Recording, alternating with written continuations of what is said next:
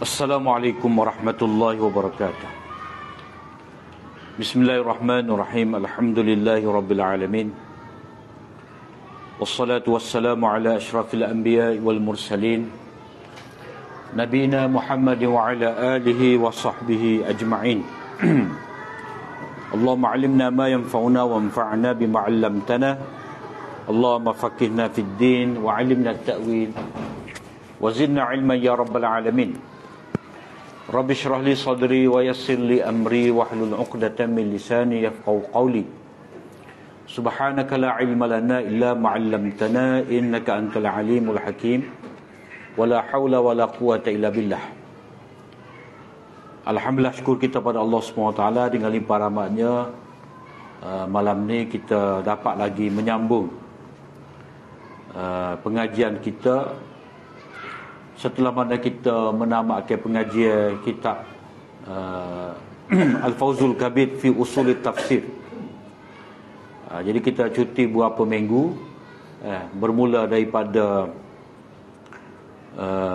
minggu ni dan seterusnya, insya-Allah kita akan memulakan pengajian kitab baru, kitab Sunan Ibni Majah. Jadi ini adalah siri daripada pengajian-pengajian kita yang dahulu, yang mana sebelum daripada ni kita menekankan kepada ilmu alaq lah. Kita bermula dengan ilmu mustalah hadis, ilmu mustalah hadis, ilmu usul fiqh, ilmu qawaid fiqh, ilmu maqasid syariat, dan terakhir pun ni ilmu usul tafsir. Dan hari ini kita masuk kepada ilmu hadis. Jadi sebelum daripada ni kita mempelajari ilmu alat, ilmu kakah lah, ilmu kakah, perkakas. Mana peralatan yang perlu ada kepada orang yang belajar hadis. Begitu juga kita belajar tafsir.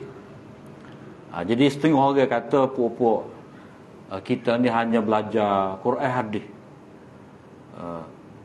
belajar Bukhari, belajar Muslim, Abu Daud, Tirmizi, kitab-kitab besar belaka. Kalau pekoh pun ngaji jadi mana ilmu alaknya?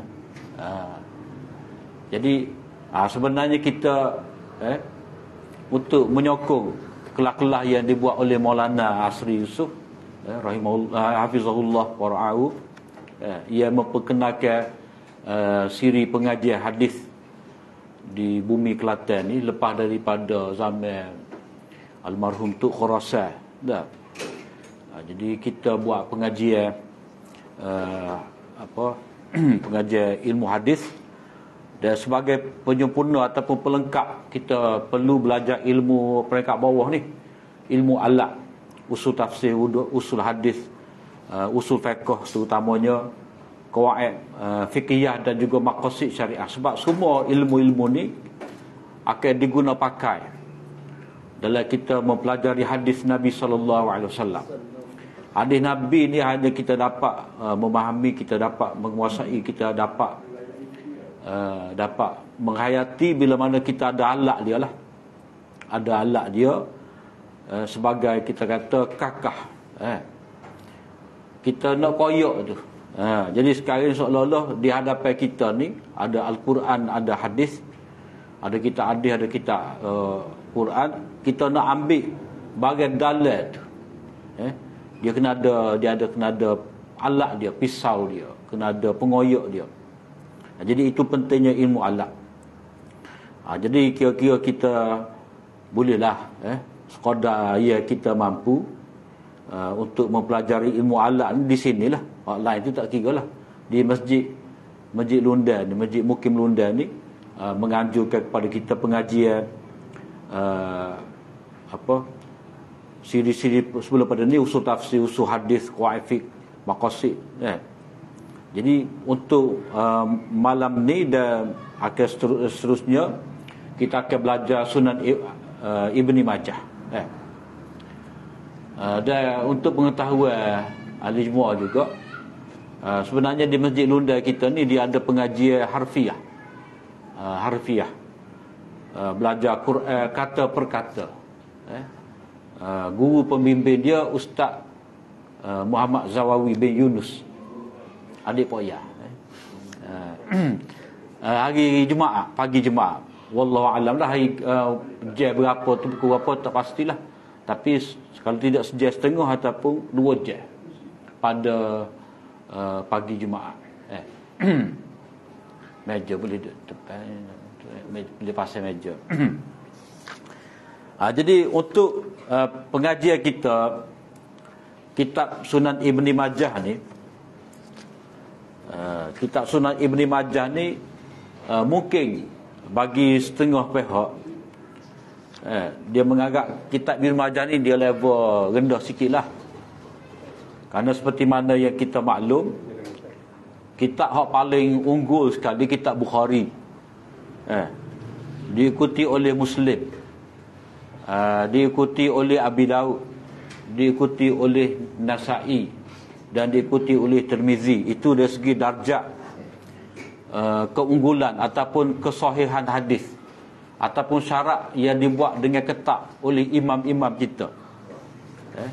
Pada kalau kita bila dari segi tertib keunggulan ataupun kesahihan tu dia bermula dengan Bukhari, ataupun kita ambil atas lagi Muwatta lah. Muwatta tinggi sekali, Muwatta, Bukhari, Muslim, kemudian Abu Daud. Setengah tu kata lepas daripada Muslim mau syarat ketatnya Nasa'i. Jadi Nasa'i ataupun Abu Daud, kemudian Tirmizi, Ibnu Majah dah bagi akhir. Tak ada orang bahas dah. Bahawa kedudukan Ibnu Majah ni dia rendah lah. Kerana apa? Kerana Musannaf Ibnu Abi Syaibah ni dia guru kepada pengarang-pengarang ni lah. Sebab dalam Bukhari, dalam Tirmizi, dalam Abu Daud, dalam Ibnu Majah ni dia ada riwayat ambil daripada Ibnu Abi Syaibah, Musannaf Ibnu Abi Syaibah. Ibnu Abi Syaibah ni dia guru kepada pengarang ni lah, pengarang kitab-kitab Sunan ni. Cuma kitab Musannaf Ibnu Abi Syaibah tu dia kitab yang menghimpunkan hadis marfu', hadis Nabi, dan juga kata-kata sahabat, kata-kata tabi'in. Dia tidak solid hadis 100%. Kalau solid hadis 100% ni, inilah Bukhari, Muslim, Abu Daud, Tirmizi dan Nasa'i, Ibnu Majah. Dan kalau dari segi pengajian Dauratul Hadis, kemuncak pada pengajian di India dan Pakistan, kita akan belajar Sunan Sittah ni lah, kitab ni. Jadi pengajian kita Sunan Ibni Majah ni insya-Allah kita kira pelengkap lah kesinambungan daripada guru kita yang mengajar selama ni daripada tahun 95 lagi. Sahih Bukhari Monasri tu ngaji tahun 95 lagi. 94 lagi. 94 lagi. Ibnu Majah ni 2023 baru nak start. Tapi malam ni tak start lagi. Jadi kira-kira kesinambungan lah perlu ada. Tinggal tertib dalam daurah hadis dari segi itu siri ada nota berikut. Ada nota berikut tulis dah tu. Nanti kita akan bahas. Jadi untuk malam ni sebagai pengenalan dahulu, bila kita belajar hadis ni selalunya disebutkan oleh ulama kena mulakan dengan hadis innamal a'malu binniyat wa innamal likulli imri'in ma nawa. Sebenarnya amalan itu berdasarkan kepada niat, dan seseorang itu memperolehi apa yang dia niatkan. Jadi kita antara niat kita belajar hadis ni, yang pertama sekali ikhlas kerana Allah Taala itu dah. Yang kedua ataupun yang paling besar sekali, untuk kita ada hubungan dengan Nabi sallallahu alaihi wasallam. Sebab batin tubuh Nabi kita tidak dapat lihat. Kesan-kesan peninggalan Nabi dalam bentuk fizikal tidak ada. Sama ada capal ke gigi ke janggut ke rambut ke dah. Apa-apa cawan makuk hak daripada Nabi tak ada. Tersedia ayatlah. Tak ada. Jadi hak kesan fizikal daripada Nabi itu kita tidak dapat sentuh kecuali hak adanya Hajarul Aswad, tempat hak Nabi kucup. Kita kucup di situ sebab situlah satu-satunya tempat yang kita yakin ada kesan jasad Nabi SAW. Tetapi bila kita belajar hadis ni, perkara utama yang menjadi niat kita adalah untuk kita hubungkan diri kita dengan Nabi SAW melalui hadis-hadis dia. Sebab tidak ada satu perkara yang dapat menceritakan tentang Nabi SAW melainkan hadis-hadis yang telah diceritakan sendiri oleh Nabi ataupun sahabat yang melihat Nabi. Dan hatta Quran sendiri pun menyebut kepada kita banyak sifat-sifat Nabi. Maknanya Quran ko dalam hadis ko semua akan sebut tentang Nabi SAW. Dan bila kita mempelajari hadis Nabi SAW, kita nak hubungkan diri kita dengan Nabi sebagai murabbi ataupun muzaki yang bertugas.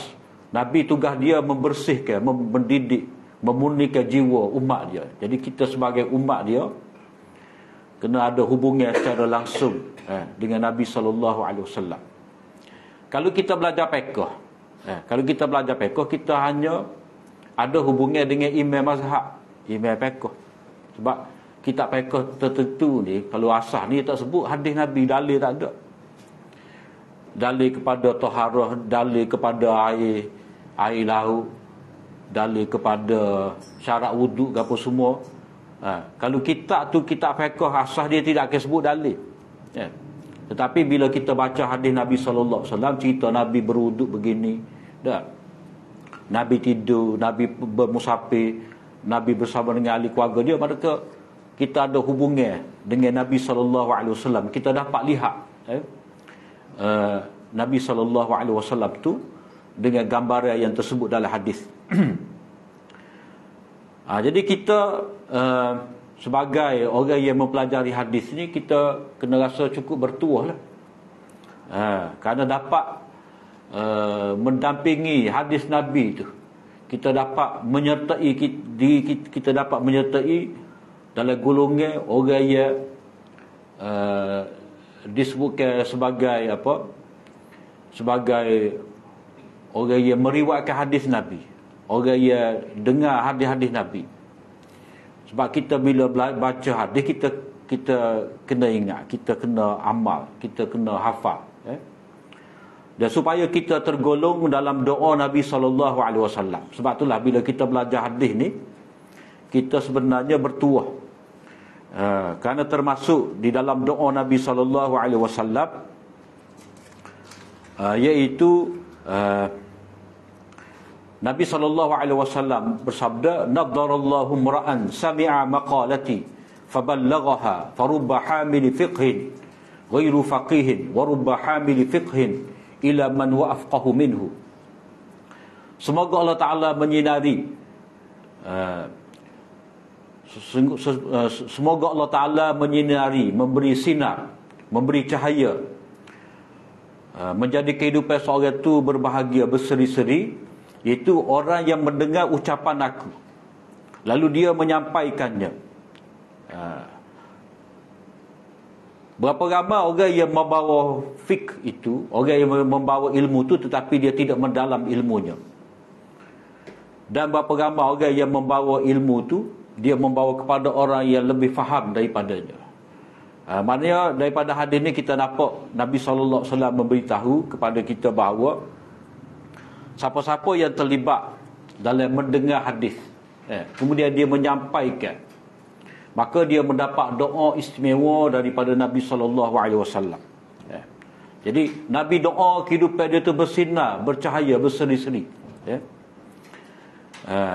Yang mana dia dengar, dia menyampaikan. Jadi kadang-kadang kita dengar ni, kadang-kadang kita tak faham. Jadi asalkan kita sipar, kita terima, kita ada catatan, kita ada buku, kita baca pada orang lain, walaupun kita tidak faham dengan sebenar-benarnya, walaupun kita tidak dapat merumuskan hukum daripada hadis, tapi kita menyampaikan kepada pihak tertentu ni, kena molek dia faham. Tepat pada waktu tu dia faham, maka kita ada jasa juga. Sebab itulah Nabi kata farubaha bil fiqhin ghairu faqih.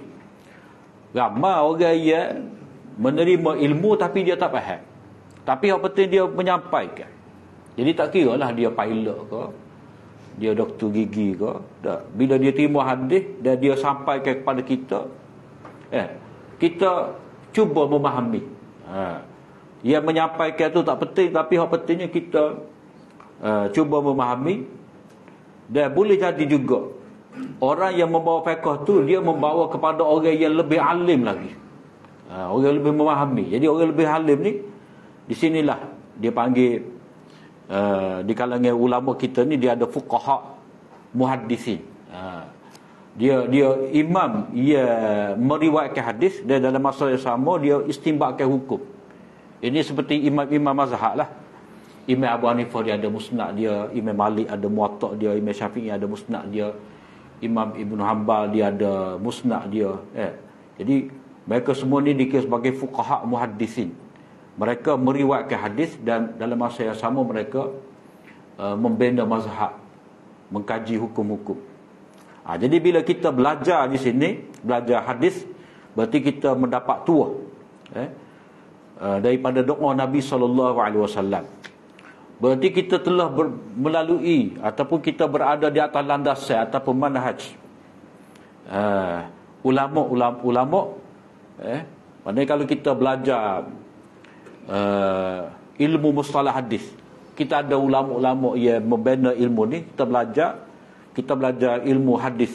Kita ada imam-imam ni, kita belajar arba'in ke, kita belajar Bulughul Maram ke, kita belajar Riyadhus Shalihin, dia ada imam-imam dia semua ni akan membawa kita pada Nabi. Itulah yang dikatakan bila kita belajar hadis ni kita ada hubungan dengan Nabi. Sama ada dari segi kitab yang kita belajar, kita dapat kenal Nabi. Begitu juga kitab yang kita dapat ijazah ataupun ada sanad kitab tu. Maknanya kita dikira orang bertuah kerana ada hubungan dengan Nabi SAW. Dan kita akan meneruskan pula lah. Yang ni bila kita belajar ni, bila kita dapat ada hubungan dengan Nabi SAW, dan kita cuba pula nak menghubungkan orang lepas kita ni dengan Nabi. Mana kita akan jadi orang yang menyampaikan hadis ni pula kepada generasi berikut.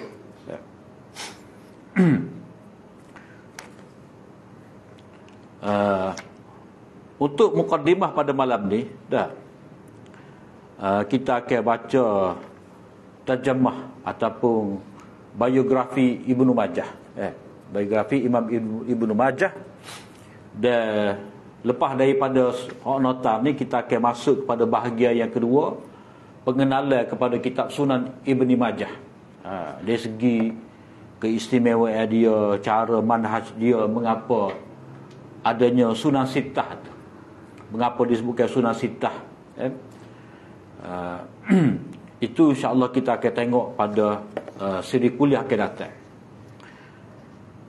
Dan anda pun dalam proses tulis nota ni kita akan buat terjemahan untuk hadis-hadis Ibnu Majah ni. Kalau nak order tunggu daripada Indonesia tu tak tahulah bila sampai. Tapi kita buat sikit-sikit per skala lah beberapa hadis tu. Tapi kita tengah himpun dulu. Kalau boleh cukup 40 hadis kita print out lah. 40 hadis kita buat gitulah. Tengah duk itu ni buat sikit-sikit. Jadi kita tengok dulu pada malam ni seberengkah riwayat hidup Imam Ibn Majah. Beliau ialah Muhammad bin Yazid bin Majah Ar-Raba'i Al-Qazwini. Kunyah beliau Abu Abdillah. Ini nama dia tu Muhammad bin Yazid bin Majah Ar-Raba'i itu. Raba'i itu maknanya nisbah dia lah. Jadi nisbah tu dia panggil nisbah kepada qabilah. Qazwini itu nisbah kepada negeri. Ni sistem orang Arab lah. Orang Melayu kita ni dia tidak pakai mana lagu ni. Sistem orang Melayu ni, dia pun nama dia. Tak, nama tok tu tak ingat dah. Setengah tu tak ada. Dia tergelar lalu. Tapi orang Arab ni dia jaga ilmu nasab dia. Jadi orang dahulu ni dia ada pengenalan dia. Dia ada nisbah dia. Ini budaya Arab. Walaupun Ibnu Majah ni, Qazwini tu adalah satu tempat yang terletak di Iran. Tempat dia di bawah bandar Nishapur. Nama dia Muhammad bin Yazid. Kunyah beliau adalah Abu Abdillah.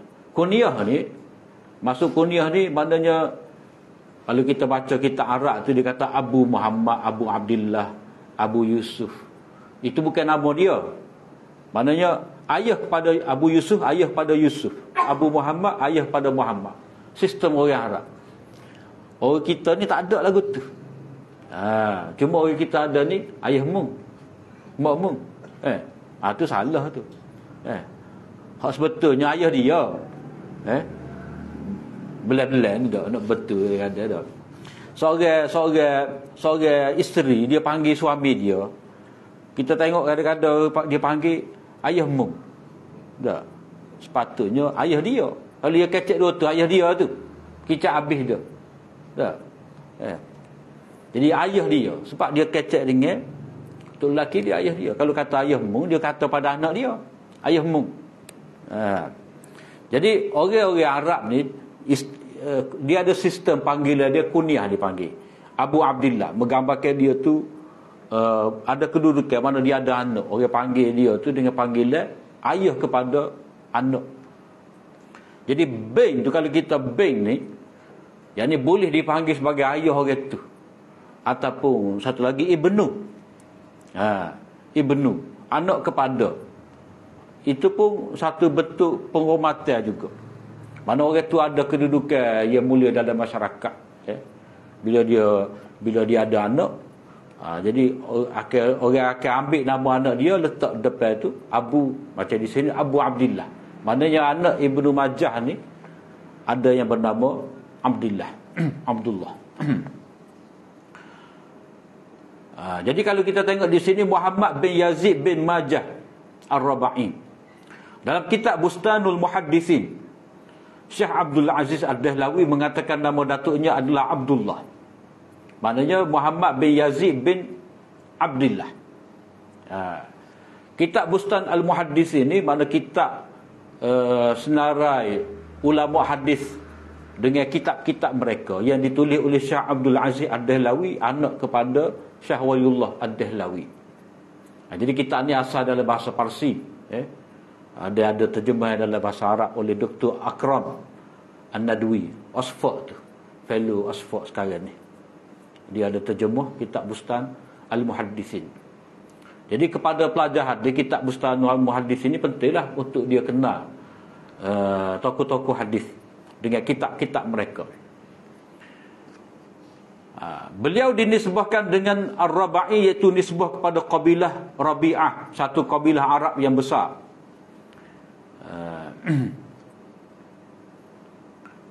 Nisbah ini berdasarkan kepada walak. Mana dia ni asal Iran, Arab, bukan Arab, Parsi. Iran, Parsi, bukan Arab.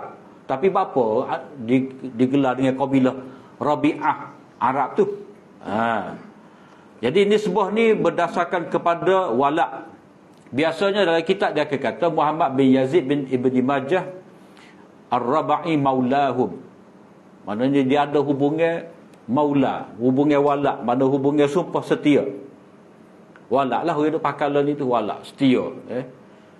Setia kepada lalu dia menduk gelar walak setia pada parti. Jadi walak tu maknanya dia berpaut, menisbahkan diri dia kepada kumpulan tertentu. Jadi sistem orang Arab dulu ni dia ada walak lah antara kabilah dengan kabilah bila dia nak berhadapan dengan satu kabilah yang lain. Macam kabilah Aus tu, dah. Dia nak lawan pokok Khazraj, dia walak kepada Bani apa? Bani Qainuqa, orang Yahudi. Khazraj ni pula dia walak kepada Bani Quraizah Yahudi, nak lawan sama sendiri. Jadi itu dia panggil ada walak, dia bergabung. Jadi situlah dia dipanggil ada tahaluf, perjanjian. Itu sistem orang Arab membentuk pakatan pokok dia. Supaya kita learn ni lah PMPS apa semua tu, sistem pakatan lebih kurang lagu tu lah. Kontak dulu dengan kontak sekarang asal dia sama. Sebab dia nak kukuhkan kedudukan tadi, dia perlu ada walak, ada gabungan, ada persekutuan. Cuma di sebuah keluarga Muhammad bin Yazid bin Majah di sini kepada Rabi' ini, walak di sini dengan erti kabilah yang mengislamkannya. Seperti nisbah Al-Bukhari kepada Al-Ju'fi, Muhammad bin Ismail bin Yazid Al-Ju'fi. Al-Ju'fi itu sebab datuk Bukhari itu nama Bardesbah tu, dia Islam di tangan salah seorang orang Ju'fah. Jadi Imam Bukhari, keluarga dia tu mengenai budi kepada orang yang mengislamkan dia, maka dia ambillah sepenuh kabilah orang yang mengislamkannya dengan Al-Ju'fi. Macam juga di sini Ibnu Majah ni keturunan dia tu ada hubungan dengan kabilah Rabi'ah. Dari segi kabilah Rabi'ah ni lah yang mengislamkan datuk nenek Ibnu Majah. Dinisbahkan dengan Al-Qazwin ni, iaitu nisbah kepada negeri Qazwin. Setengah penulis tu dia kata Qazwain dah. Tapi kita duk cek-cek tu Qazwin ni yang terletak di Iran. Di zamannya itu beliau adalah penghafal hadis di Qazwin. Jadi cerita bandar Qazwin ni adalah sebuah bandar yang telah dibuka oleh Khalifah Uthman bin Affan. Zaman itu, zaman Khalifah ketiga. Dan gubernur yang pertama ialah Al-Bara' bin Azib pada tahun 24 Hijrah. Mana itu jasa Islam membawa jasa Khalifah membawa Islam ke negeri Farsi. Maknanya pengaruh Majusi itu hilang. Sebab itulah popo Syiah ni dia marah. Sebab dia nak mengembalikan tradisi Parsi, dan mana-mana sahabat ia ada peranan besar terhadap pengislaman popok Farsi ni, dia marah, cukup marah. Sentimen Parsi tu dia kuat di kalangan popok Iran ini. Kemudian lafaz Majah, kita sebut Ibni Majah. Ibni Majah tu dia bukan nama pengarang kita ni, pengarang kita nama Muhammad. Macam Al-Bukhari lah. Bukhari itu bukan nama, itu adalah nisbah pada tempat Bukhara. Bukhara. Macam kita kata nasi Bukhari, mana tempat Bukhara tu lah. Kapek Bukhara.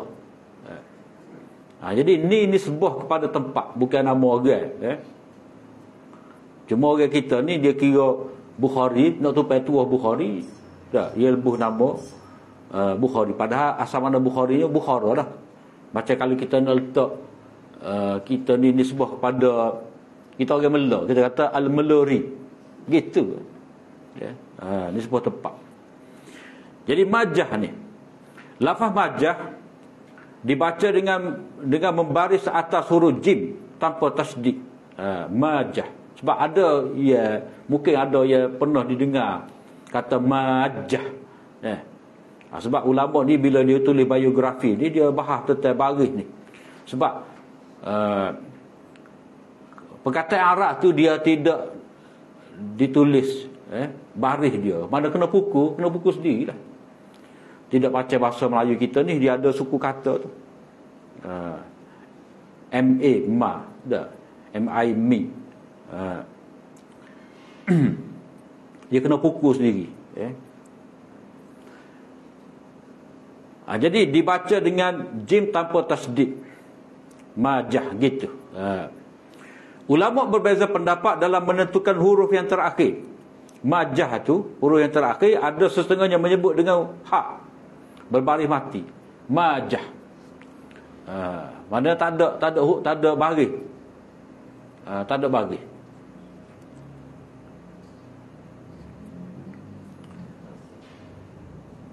Dan ada yang menyebut dengan huruf tak simpul. Maknanya rumah ha dah, tapi ada titik dua. Tu dia panggil tak marbutah. Ada yang baca Ibnu Majah pun titik. Jadi kalau setengah kitab tu dia gibu bertitik Majah. Tetapi hak lebih kuatnya yang pertamalah tak ada titik dengan ha. Kedua-duanya ada diriwayatkan. Tapi hukum mana pun ada diriwayat. Cuma atas kita lah nak tarjih. Syekh Muhammad Fuad Abdul Baqi yang mengkaji Sunan Ibni Majah. Syekh Muhammad Fuad Abdul Baqi ni dialah pengarang penyusun kepada kitab Lu'lu' wal Marjan tu. Dah. Lepas tu banyak jasa-jasa dia ni. Dia terbitkan kitab-kitab hadis. Bukhari, Muslim, dah. Bukhari, Muslim, Ibnu Majah. 3 ni. Dan juga Muwatta. Pak.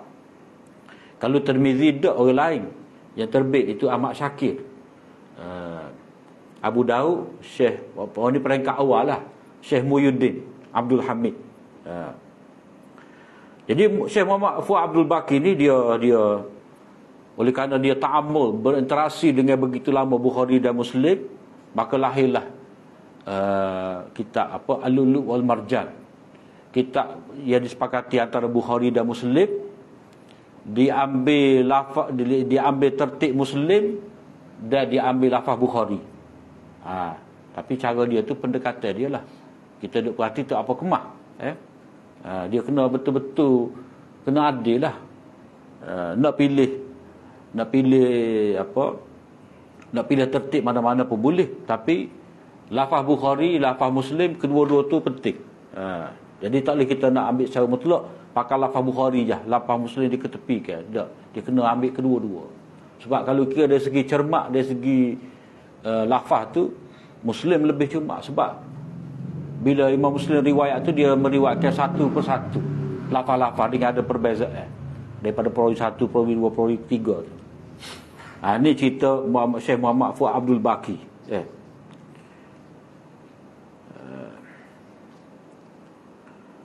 Dia ada satu juga kitab dia agak pelik.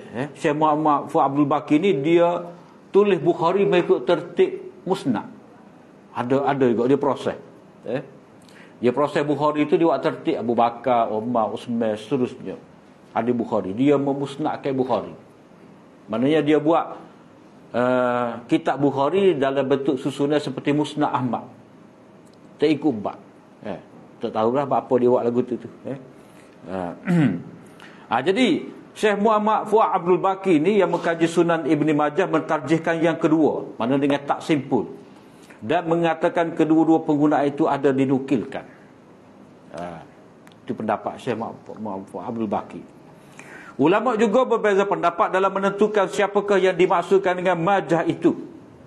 Sesar apa baca ayat tadi. Jadi khilaf kedua tentang majah ni, adakah ia satu nama atau gelaran? Laqab. Ismun au laqab. Terdapat khilaf tentang majah. Menurut Ad-Dahlawi, yang ni Syekh Abdul Aziz tadi, itu adalah nama ibunya. Tetapi dalam kitabnya yang lain, Al-Ujalatun Nafi'ah, ni kitab usul hadis, yang ditulis oleh Syekh Abdul Aziz ni. Ni dalam bahasa Parsi, tapi ada dah dalam bahasa Arab. Ada dalam bahasa Arab dah. Beliau mengatakan majahlah gelaran kepada Abu Abdillah. Mana gelaran kepada Ibnu Majah dirilah. Abu Abdillah kan tadi. Yang ni gelaran kepada Muhammad tu. Gelaran pada Muhammad. Dan bukan nama ibunya. Jadi di sini Syekh Abdul Aziz ni dia ada tanakut, pertentangan pendapat dia tu dalam dua kitab yang berbeza. Sekali dia kata ibu, nama ibu, sekali dia kata adalah gelar daripada Abu Abdillah. Manakala Siddiq Hasan Khan, Siddiq Hasan Khan ni ulama India ni, kalau Khan tu India lah, Khan Sidi Hasan Khan, dalam kitab dia Al-Hittah, menyatakan bahawa Majahlah nama ibunya. Itu pendapat dia. Ar-Rafi'i dalam kitab dia At-Tadwin fi Akhbari Qazwin, Ar-Rafi'i ini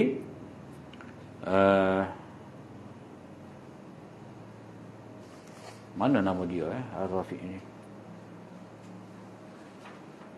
Tak tulis nama dia. Tak apalah. Ar-Rafi'i ini pengarah kepada sejarah Qazwin. Dah. Menyatakan Majah adalah gelaran kepada Yazid, ayah pada Abu Abdullah Muhammad. Gelaran pada Yazid. Majah tu adalah gelaran pada Yazid, Abu Abdullah Muhammad. Demikianlah yang saya lihat dalam tulisan Abul Hasan Qattan, yang ini anak murid kepada Ibnu Majah sendiri, dan Hibatullah bin Zazan. Ini dalam kitab Ar-Rafi'i ini. Ar-Rafi'i ini pengarah kepada sejarah Bandar Qazwin. Dia ada tarikh. Macam ada tarikh Baghdad, ada tarikh Mekah, tarikh Madinah, tarikh Dimash. Jadi Ar-Rafi'i ini dia ada tulis tarikh Qazwin. Syekh Muhammad Ali Jambas, pengarah kepada kitab Syarah Ibni Majah ni. Ni ulama India, ulama Pakistan. Asal hidup lagi ni asal hidup lagi dia ni. Syekh Muhammad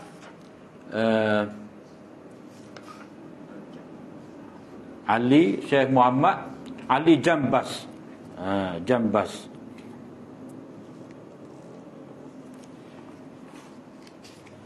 Dia dilahirkan tahun 1934. Kalau ada ni tua benar ni.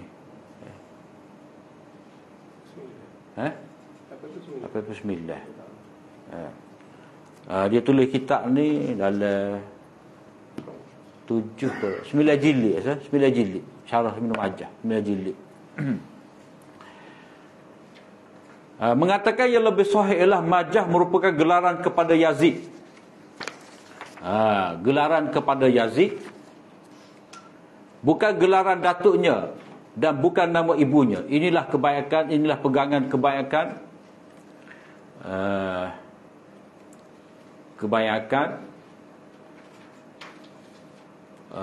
ulama lah, seperti Az-Zahabi, Al-Iraqi, Al-Fairuz Zabadi dan Al-Khazraji dan lain-lain.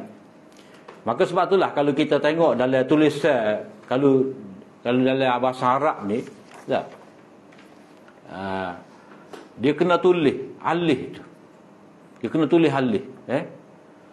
Muhammad bin Yazid ibni tu dia kena tulis alif Banung. Dia tak boleh tulis Banung selalu, dia kena tulis alif. Alif tu menandakan tidak dia yang sebelum tu tidak anak beranak. Jadi Ibni Majah tu dia adalah gelaran kepada gelaran kepada Yazid. Bukan gelaran kepada ayah dia lah, ayah mana Yazid tu sendiri. Majah tu Yazid. Bukan gelaran datuknya, bukan nama ibunya. Kemudian kelahiran dia. Kelahiran Ibnu Majah dilahirkan pada tahun 2009. Tetapi tidak disebutkan di mana beliau dilahirkan, tetapi beliau dibesarkan di Qazwin itu. Berdasarkan kepada tahun kelahiran ini, beliau lebih tua daripada An-Nasa'i. Sebab An-Nasa'i ini 215 sehingga 303 Hijrah. Dan beliau disebutkan dahulu dari segi kelahiran. Walaupun dari segi penulisan disebutkan dahulu An-Nasa'i sebelum Sunan Ibni Majah. Mana kadang-kadang ulama ni dia bila macam kita buka Syamilah itulah. Kalau kita guna maktabah Syamilah bila kita balik kita hadis tu. Sekarang ni kitab Syamilah ni dia akan susung nama kitab tu, bila kita nak cari tu dia ikut tertib wafat pengarah. Jadi kalau kita cek tu dia akan sebut Bukhari dulu, Muslim, Abu Daud, Tirmizi, Muslim Abu Daud,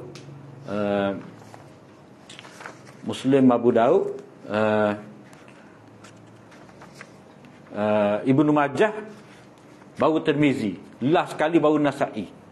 Sebab tahun kelahiran tahun tu dia berbeza-beza antara mereka.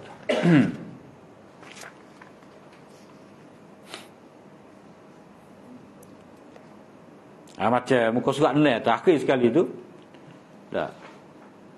Ibnu Majah 273, Abu Daud 275, Imam Tirmizi 279, Nasa'i 303. Itu dia punya jarak usia mereka. Cuma dari segi seperti kita sebut tadilah, dari segi keunggulan tahap kualiti hadis, Ibnu Majah berada di peringkat yang terakhir. Kemudian pengajian dan pengembaraan ilmiah. Zaman dia kanak-kanak ni tidak diketahui, tetapi mengikut amalan pada zaman itu dah. Pada peringkat pendidikan awal ni dia belajar ngapa Quran, apa semua, belajar ilmu-ilmu alaq bahasa Arab ni dah. Beliau beralih untuk mempelajari ilmu hadis di kampung halamannya sendiri dahulu, yang ketika itu menjadi tempat yang subur bagi ilmu hadis. Pada masa itu Qazwin berada pada zaman kebangkitan dan kepesatan dalam ilmu hadis dan riwayah. Tambah pula keluarga Ibnu Majah terkenal dengan pelibatan dalam bidang ilmu. Ini merupakan faktor penting dalam membina kepribadiannya dalam bidang ilmu. Maknanya dia duduk dalam zaman suasana ilmu berkembang, jadi mudah untuk dia menjadi alim ulama, sebab ada dah depan dia. Ada guru-guru yang boleh dia pergi menadah ilmu itu.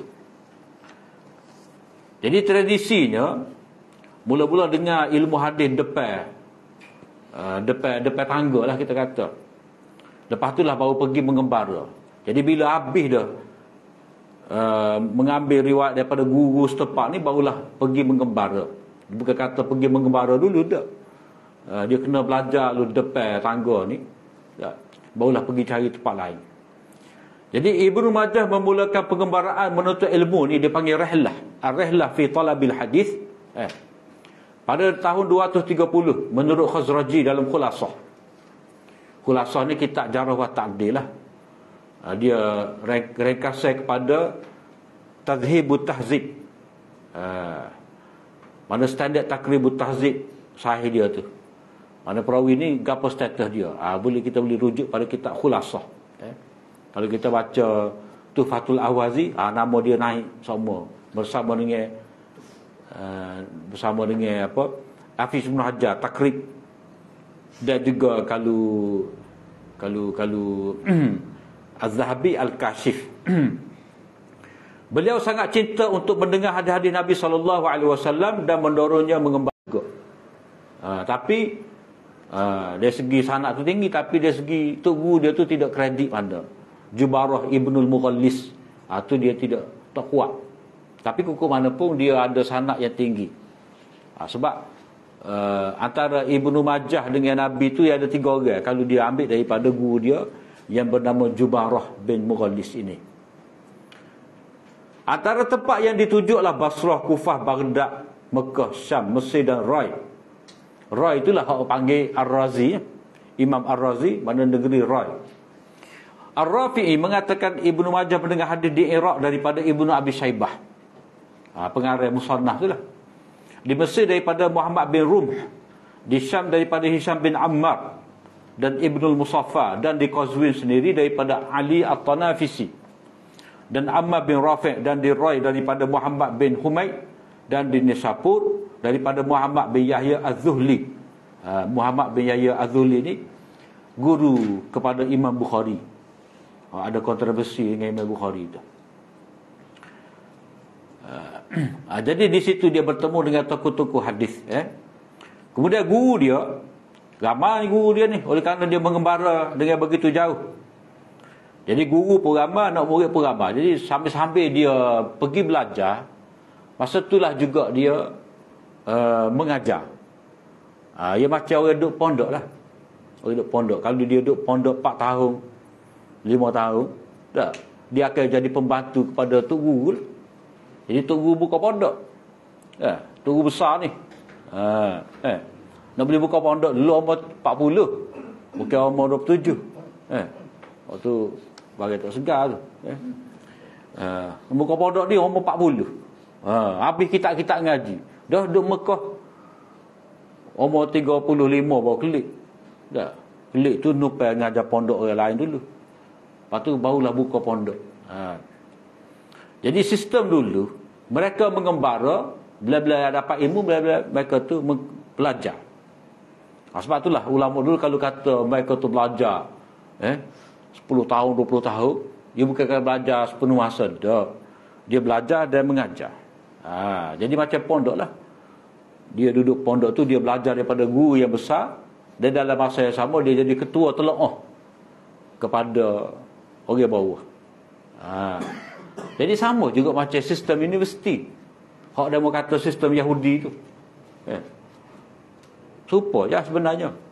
Iaitu dia ada pensyarah, bawah pensyarah tu dia ada mentor dah ataupun tutor. Tutor. Jadi tutor ni dia akan mengajar kepada pelajar ijazah dasar, degree. Dalam masa yang sama tutor ni adalah pelajar kepada profesor. Peringkat dia belajar tu peringkat master ataupun PhD. Jadi sama konsep tutor, lecturer, profesor dengan cara pondok tu serupa je.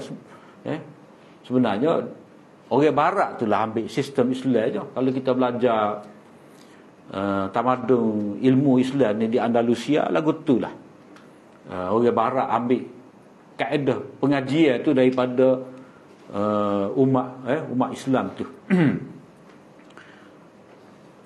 Berikut ini senarai guru-guru Ibnu Majah yang beliau banyak mengambil hadis daripada mereka dalam kitab sunat. Seperti Abu Bakar Ibnu Abi Syaibah ni, sebanyak 1099 hadis. Mana kalau kita tarik dalam Syamilah tu Tubik ni, Ibnu Abi Syaibah 1099. Ali bin Muhammad bin Sa'ad Tanafisi 483 hadis. Hisham bin Ammar sebanyak 325 hadis. Muhammad bin Bashar, ni Muhammad bin Bashar ni yang terkenal dengan gelaran Bundar ni ada 232 hadis. Bundar. Muhammad bin Yahya bin Abdullah Az-Zuhli 213. Kemudian Muhammad bin Sabbah, Muhammad bin Abdullah bin Numai, Muhammad ibn Abdullah bin Ibni Numair, ada ar tu, Numair ada ar, ada ra. Muhammad bin Abdullah bin Numair nombor 7. Kemudian Muhammad bin Al-Ala ibni Quraib Al-Hamdani. Al-Hamdani di Iraq lah. Kemudian Muhammad bin Ruh At-Tujibi 100 hadis. Oleh kerana dia ni selalu menggembara ke tempat-tempat yang jauh ni, beliau sempat dengar juga hadis daripada murid-murid kepada Imam Malik dan juga daripada murid-murid Laith bin Sa'ad. Murid-murid beliau setelah kepulangan Ibnu Majah daripada penggembaraan yang panjang dan kembali menetap di negerinya, para penuntut ilmu dari seluruh tempat dunia datang menimba ilmu daripadanya. Antara mereka ialah Ali bin Ibrahim bin Salamah, Abul Hasan Al-Qazwini Al-Qattan. Ni perawi perawi kepada kitab Sunan ini.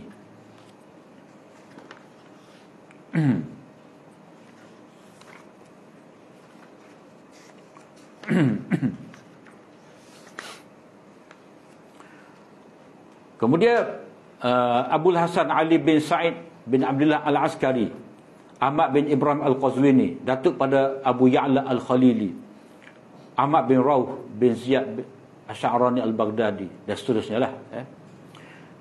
Kemudian perawi Sunan ni ada 4 orang.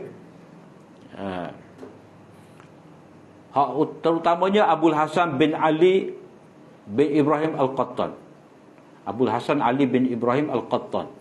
Jadi kadang-kadang di dalam kitab Sunan ni dia akan ada itulah qala Abul Qattan. Maknanya ada tambahan daripada murid dia. Maknanya ini adalah nuskah Abul Qattan, maka dia akan tulislah lepas daripada satu hadis tu qala Abul Qattan. Akan ada lagu tu. Jadi ni biasalah kalau kita baca kitab Muwatta, kitab Muwatta riwayat Imam Muhammad. Dia ada kitab Muwatta riwayat Syafi'i, riwayat Yahya bin Yahya Al-Laitsi Al-Masmudi, Dia ada satu lagi kitab Muwatta versi Muhammad bin Hasan Asy-Syaibani. Dia akan katalah lepas diwamai kata hadis ataupun lepas diwamai kata-kata Imam Malik, dia akan kata qala Muhammad. Mana dia? Maknanya itu dialah sebagai perawi kitab, dia selit kata-kata dia. Kemudian perawi yang kedua dan yang ketiga ni Sulaiman bin Yazid, Abu Ja'far Muhammad bin Isa al-Abhari dan Abu Bakar Hamid al-Abhari. Cuma riwayat yang berlega sekarang ni, riwayat kitab Sunan ni, dia adalah riwayat Abdul Hasan Ali bin Ibrahim Al-Qattan ni. Hak lain tu tidak dapat ditemui. Lepas tu hak Abdul Hasan Ali riwayat ni pun, riwayat Al-Qattan ni pun ada juga perbezaan. Disebabkan zaman salin kitab tu lain-lain. Dia tak sama.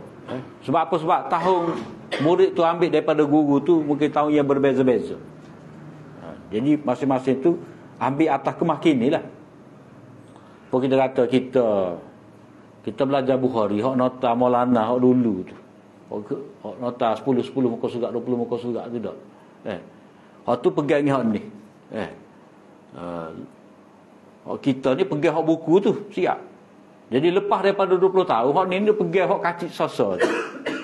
Mana tu riwayat lama, hak tu riwayat terkini. Ya beza gitulah. Sebab zaman dulu kitab ni, kita bila boleh kitab sebuah tu, kita wagi kepada nasih tu saling. Kita ayat ke dia nak sesalin ni, sebulan lagi kita pergi ambil. Dia saling. Tu panggil nuskah tu, ataupun dia pinjam hak tunggu dia disaling. Sehari 10 lah, sehari 10 lah saling. Jadi dia ambil hak bila, tahun bila. Tu. Zaman dulu dia tak ada mesej cetak, kena tulis tangan lah masing-masing tu. Jadi kita ni boleh cetak 1000 sekali cetak. Cuma kita boleh sebutlah ni edisi pertama, kedua, ketiga. Imam Zahabi berkata, Imam Ibnu Majah mengerti hadis dengan hati. Maknanya dia hafal molek lah. Dia hafal molek hadis. Beliau adalah seorang pengkritik dalam bidang ilmu hadis, jujur, istiqamah dan berpengetahuan luas. Imam Zahabi menulis dalam Tazkirah Al-Hufaz, beliau adalah seorang penghafal hadis yang hebat dan seorang ulama hadis dan pentafsir Al-Quran yang ulum di Qazwin. Dia kena buh tajuk ni dia kena buh tajuk atas pada Zahabi itu pandangan ulama terhadap Imam Ibni Majah. Kemudian kitab karangan Ibnu Majah ni ada 3, iaitu Sunan ini, yang kedua tafsir, dan ketiga at-tarikh. Jadi terdapat pujian lah terhadap kitab-kitab dia ni satu persatu. Cuma untuk kita ringkas di sini, kitab beliau ni yang masih ada hanyalah kitab As-Sunan. Kitab tarikh dan kitab tafsir itu tidak diketahui. Itu kata Syekh Mustafa Al-A'zami. Syekh Muhammad Mustafa Al-A'zami ini juga salah seorang ulama kini menerbitkan Sunan Ibni Majah. Jadi hak peringkat dulu Muhammad Fuad Abdul Baqi, kemudian Syekh Mustafa Al-A'zami, kemudian diikuti Bashar Awad, kemudian dia ada Syuaib Arnaud. Jadi dia ada 4 orang ni lah penerbit, pengkaji Sunan Ibni Majah ni. Al-A'zami itu dia daripada Azamgah, India lah. Azamgah tu tempat Farahi. Azamgah tu tempat Farahi. Mazhab fiqh Imam Ibni Majah, mazhab fiqh. Ulama berbeza pendapat dalam menjelaskan mazhab fiqh beliau. Jadi ulama kitab dia timbul persoalan Imam Ibn Majah ni mazhab apa? Sebab pengarang Sunan Sittah tu ada mazhab masing-masing. Macam Bukhari dia ada mazhab dia. Mazhab Bukhari, fiqhul Bukhari fi tarajimihi. Fiqh Bukhari tu terletak pada tajuk-tajuk bab dia. Dia seorang imam mujtahid. Itu sepakat dah orang yang mengkaji muhadis mengakui bahawa Imam Bukhari ni dia adalah mustaqil, mustahid yang tersendiri, bebas. Imam Muslim ni dia tak ketara nampak mazhab mana-mana, tapi ulama secara umumnya mengatakan beliau ikut ahli hadis. Maknanya mana-mana hadis itulah mazhab dia. Dia macam Imam Ahmad lah. Imam Ahmad ni walaupun dia ada mazhab, tapi sebenarnya dia mazhab hadis. Sebanyak mana ada hadis, sebanyak itulah pendapat dia. Ibnu Majah ni ada 3 pendapat utama. Pendapat yang pertama, Syekh Waliullah mengatakan bahawa mazhab Hambali, menurut Ibnu Majah adalah mazhab yang rajih dan beliau cenderung kepadanya. Itu Syahullah kata Ibnu Majah ni memilih mazhab Hambali. Banyak kecenderungan beliau tu kepada mazhab Hambali. Maulana Anwar Shah Kashmir ni, beliau berkata kemungkinan besar Ibnu Majah bermazhab Syafi'i. Allamah Tahir Al-Jazairi, ni ulama Syam, Ibnu Majah tidak bertaklid kepada mana-mana imam mujtahid, tetapi cenderung kepada para imam hadis seperti Syafi'i, Ahmad Ishaq dan Abu Ubaid. Yang ni ahli hadis ini dia lebih cenderung kepada mazhab ahli Hijaz, berbanding dengan mazhab ahli Iraq. Mazhab ahli Hijaz ni dipanggil ahli Rai Athari. Ahli Rai Athari. Mazhab Iraq ni ahli Rai Ra'yi. Ahli Rai Ra'yi. Maknanya ahli Rai Athari ni dia bergantung kepada hadis fatwa sahabat. Jadi mereka berada di Hijaz ni, Mekah, Madinah, ramailah sahabat-sahabat. Jadi mereka ni dikatakan mewah lah hadis-hadis tu, cukup banyak hadis. Di Iraq ni pula terkenal dengan ahli ra'yi. Bukan kata mereka ni mengenepikan hadis, tidak. Hadis tidak banyak pada mereka, dan bila hadis tu tidak banyak, mereka terpaksa guna kias. Tambah pula Iraq ni, Iraq, Baghdad apa semua ni, dia bandar metropolitan. Dia maju dah situ, tempat tamadun perniagaan yang besar. Jadi di situ tempat yang maju. Jadi oleh kerana nas hadis tu tak banyak dan mereka berhadapan dengan keadaan yang maju, tambah pula ada pergaulan dengan orang Parsi ke apa semua tu dah.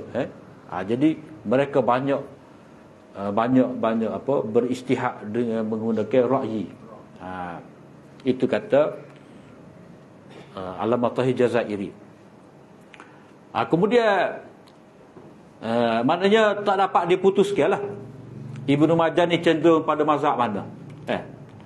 Tapi dia ada satu buah kitab ni, iaitu Al-Ara' Al-Fiqhiyah lil Imam Ibni Majah min khilali kitabi As-Sunan. Ni satu kitab tentang pendapat-pendapat fiqh Ibnu Majah melalui yang kita lihat melalui sunan dia. Jadi pengarang dia ni, nama dia Dr. Muhammad Su'ud bin Muhammad Ar-Rabi'ah. Mengikut kajian dia ni, kita tak baca lagi kitab ni, baru ada. Syekh kalau seorang Mekah tu ada syekh nama dia Al-Batati, di Saudi tu Syekh Al-Batati. Hazal kitab Sallamallah. Tu dia seorang pengulah kitab. Dia ada channel dia dalam YouTube tu Khizanah. Jadi kalau mengikut Syekh Batati ni, dia kata kitab kajian yang dibuat oleh Dr. Muhammad Su'ud bin Muhammad Rabi'ah, dia kata 80% pendapat-pendapat Ibnu Majah tu dia tengok pada tajuk bab dengan hadis tu cenderung kepada mazhab Hambali. Mazhab Hambali. Maknanya ijtihad dia tu, mana biasanya ulama ni kita nak tahu aliran fiqh dia tengok pada terjematul bab lah. Ulama hadis tengok bab tu apa dia buat. Jadi mengikut kajian dia 80% tu cenderung kepada mazhab Hambali. Cuma dia timbul persoalan di sini. Apakah benar dia bermazhab Hambali? Kemungkinan besar juga penemuan tadi 80% tu dia tidaklah menunjukkan pada mazhab dia, cuma ada tempat yang sama. Macam Bukhari lah. Bukhari dah. Orang Syafi'i macam Subki, dia tengok pendapat Syafi'i, pendapat Bukhari menyamai pendapat Syafi'i, dia kata Bukhari Syafi'i. Dah. Tapi ada juga pendapat Bukhari yang sama seperti Hanafi, Zahiri, Malik. Jadi sama tu tidak semestinya dia mendokong mazhab tu. Yang kedua, dia ada juga satu kajian, iaitu dipanggil Al-Ara' Al-Usuliyah lil Imam Ibn Majah. Pendapat usul, maknanya usul fiqh mengikut Ibn Majah. Jadi bila kata usul fiqh mengikut Ibn Majah, patut ada pula fiqh mengikut Ibn Majah, berarti Ibn Majah ni dia boleh bina mazhab sendiri, dia mustahil sebab dia ada usul fiqh dia. Sebab orang ni kalau dia nak bina mazhab, dia kena ada usul dia. Bila dia ada usul, dia boleh beristihad. Bila dia beristihad, mana dia boleh membentuk aliran dia. Cuma masalahnya bila dia membentuk aliran dia, ada pengikut tidak? Tu jadi nasib imam-imam ni. Selain daripada imam Pak, imam Pak ni dia tak apa, ada pendukung. Bukhari dia tak ada penerus dia. Lah ni orang tak dia nak klaim dia mazhab Bukhari, sebab mazhab Bukhari tu dia bersendiri. Tak ada orang yang khidmat waktu mata mazhab Bukhari, tak ada. Kalau fiqh Syafi'i tak apa, dia ada mata Iqna', mata Minhaj Talibin, Malik dia ada mata Khali, kau apa semua. Ni tak ada. Maknanya kita boleh terima Ibnu Majah ni dia ada mazhab dia dengan usul dia. Ataupun boleh juga kita kata dia tetap sebagai Hambali, tapi dia bukan muqallid. Pendapat dia tu selaras dengan Hambali. Kemudian kewafatan Ibnu Majah iaitu pada tahun 273 bulan Ramadan 22 ketika berumur 64 tahun. Kemudian jarak beliau meninggal dunia tu tidak jauh manalah dengan imam-imam Abu Daud, Tirmizi, dekat-dekat tu. Kemudian untuk kuliah akan datang ni insya-Allah kita akan tengok manhaj, metodologi Ibnu Majah dalam kitab dia. Kita jumpa Mana? dengan Abu Daud dengan Tirmizi. Kemungkinan besar jumpa kali. Kemungkinan besar jumpa ni sebab cara tulis kitab tu dia berbeza. Sebab seolah-olah kata aku tulis kitab lagu ni, mu tulis kitab lagu tu. Macam Bukhari Muslim dah, dia dua tu anak murid. Jadi cara Bukhari Muslim tu, Tirmizi tu berbeza sama sekali. Bukhari memetikkan tajuk fiqh, Imam Muslim memetikkan sanad, tajuk pun tak ada. Sebab itulah bagi anak Muslim ni sengaja tak buat tajuk, sebab Bukhari buat tajuk dah. Jadi dia tak say tahsilul hasil. Waktu guru buat dia tak akan buat. Dia tak say tindak kerja. Jadi kita tengok cara macam sepakat molek tu, cara dia tu. Tirmizi dengan Abu Daud tu sekali nampak macam serupa tulisan dia tu. Tapi kita tengok semula lain cara dia tu. Tirmizi dia ambil komentar Bukhari, Abu Daud komentar dia sendiri. Lain cara tu. Qala Abu Daud, qala Abu Daud. Lepas tu Abu Daud dia tak ada wafil ba', Tirmizi ada wafil ba'. Jadi wafil ba' tu kalau Imam Muslim tak ada wafil ba' dah. Kalau ni dah ba' ni dah. Tirmizi dia isyarat wafil ba'. Tu dia kemungkinan bila kita tengok cara berbeza itulah kemungkinan mereka pernah berkumpul di mana-mana tempat lah. Dia ada mesti ada tempat pertemuan tu. Waktu tu kena tengok kaji. Wallahu a'lam. Wa akhir da'wana alhamdulillah.